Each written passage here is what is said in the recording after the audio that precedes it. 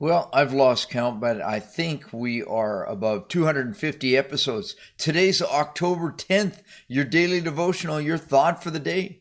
Only 83 days left in the year, and if you are new to this channel, click a like, subscribe to it, would you? And maybe share it with a friend. We have 10 minutes of devotion today. Let's start off with a scripture. Colossians 2:8. Beware lest any man spoil you through philosophy and vain deceit after the tradition of men and the rudiments of the world, and not after Christ. For those of you reading the Bible in a year, today is Isaiah 34 to 36 and Colossians chapter 2. Here's your thoughts for the day. I count him braver who conquers his desire than him who conquers his enemies. For the hardest victory is the victory over self. That was written by Aristotle. If you want to feel rich, just count all the things you have that money can't buy. You've got to sing like you don't need money, love like you'll never get hurt, and you gotta dance like no one is watching. It's gotta come from the heart if you want it to work. Anyway, motivation for the day. Examine your past difficulties and understand the lessons that have been shown to you. On this day in history in 732 was the Battle of Tours. And at the Battle of Tours near Poitiers, Frankish leader Charles Martel, a Christian, defeats a large army of Spanish Moors, halting the Muslim advance into Western Europe. The Muslim governor of Cordova was killed in the fighting, and the Moors retreated from Gaul, never to return in such force. In 1911, China's imperial dynasty is forced to abdicate, and the country is proclaimed a republic by its new leader, Sun Yat-sen. 1964 was the opening ceremonies at the start of the Tokyo Olympic Games. 1972, Northern Irish peace campaigner Mairead Corrigan is awarded the Nobel Peace Prize. 2019, 3,500 women are the first to be allowed to attend a soccer match in Iran for the World Cup qualifier in Tehran, and it's the first time since the Islamic Revolution. Personal story of the day. We have the word for a reason. Two familiar adages seemingly contradict each other. One is, if at first you don't succeed, try again. And the other is, when all else fails, read the directions. Read the manual, right, guys? Perhaps if we combine the two, we'd have the best advice. Something like, read the directions, and if you fail, read them again and try again. That's not as catchy as the other two, but it's certainly more practical. David had the right idea, but didn't read the directions. He said, "Let us bring the ark of our God back to us, for we did not inquire of it during the reign of Saul." But David disobeyed God in the midst of the time of celebrating. God's anger burned against Uzziah for touching the ark, and he struck him down. The right thing was being done the wrong way. Later, David did try again after reading the directions. Oh, we got this thing called the manual here. Maybe we'll read it. It was something about wood poles and this and that. And so he said, we did not inquire of God about how to do it in the prescribed way. And that's a key, isn't it? This time, the ark was successfully brought to Jerusalem. David could have just tried again, or when all else failed, he could have read the directions. The good news is that he did not get to the point of all else failing. After one attempt, he stopped, right? And people that have been around have heard me say this. You make a mistake once and you learn from it. Think how much better it would have been if David had just inquired with God in the first place. God's anger would have been avoided, and this little demonstration wouldn't have happened. The ark would have been moved. Celebration would not have ended in judgment and death. And God has given us directions for living His Word, the Bible. Read the directions first and then follow them.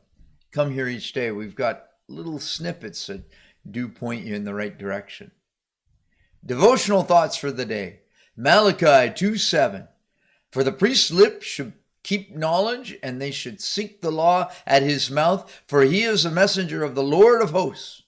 References are from James 3, 1-2, and Malachi chapter 2, 1-10. Perhaps you've seen the humorous poem describing a common perception of pastors. After spending the week visiting the sick, counseling the troubled, comforting the bereaved, overseeing meetings, and preparing sermons, the pastor is greeted on Sunday by a churchgoer who exclaims, "What a job you have! You only work one day a week." That's funny, isn't it? Anyway, almost every pastor and hopefully every churchgoer recognizes that the role of the pastor takes far more than just a couple of hours on Sunday. In our verses today, James warns that those who are teachers in the church, which would include pastors as well as others in authority, should take their responsibility and their lives before God seriously. This is not a new command in Scripture. We turn to another verse in Malachi to see God's warning to the priests of Israel after the nation had returned from exile. Here, God threatens to judge them for their lack of listening to him or honoring his name. And how is this demonstrated? Well, through the way they minister and live. First of all, God rebukes the priests for their false teaching in Malachi 2:8. Such teaching not only puts them in danger, but also causes the people listening to them to stumble. Those who teach God's people are responsible to proclaim truth, and the stakes for the people of God are tremendous. No wonder James says that those who teach will be judged more strictly. Now, there's a humble admission for anyone in that role. Second, note in Malachi how these priests are living. Their false teaching is manifested in a lifestyle that shows favoritism.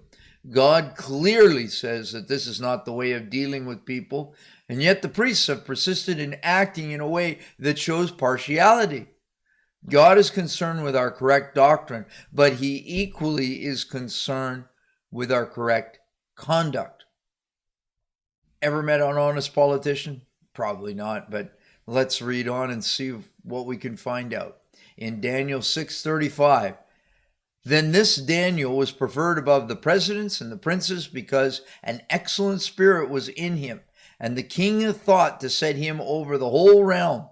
Then the presidents and the princes ought to find occasion against Daniel concerning the kingdom, but they could find none occasion or fault. For as much as he was faithful, neither was there any error or fault found in him. Then said these men, we shall not find any occasion against this Daniel, except we find it against him concerning the law of his God. Well, it's been suggested that to put honest and politician together creates an oxymoron. Two words that contradict each other. Military intelligence is another one. And sometimes it does seem that way. A few years ago, a cartoon from a newspaper showed a young political graduate saying to an older member, "Hi, I'm new at this. When do I get corrupted?" But not all politicians live so fast and loose. Daniel held a high political position. He had been personal advisor to at least 3 kings, Nebuchadnezzar, Belshazzar, and Darius. And certainly he must have had his share of opportunities for financial kickbacks, sexual improprieties, palace intrigues. But even those who hated him confessed that, hey, we can't find anything. Nothing's going to stick. This guy's as clean as clean.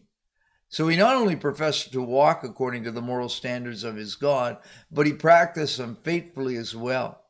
We have been called to be honest leaders of Christian values. Our testimony and lifestyle say much more than our words. That concludes today. A couple of fun facts to finish off.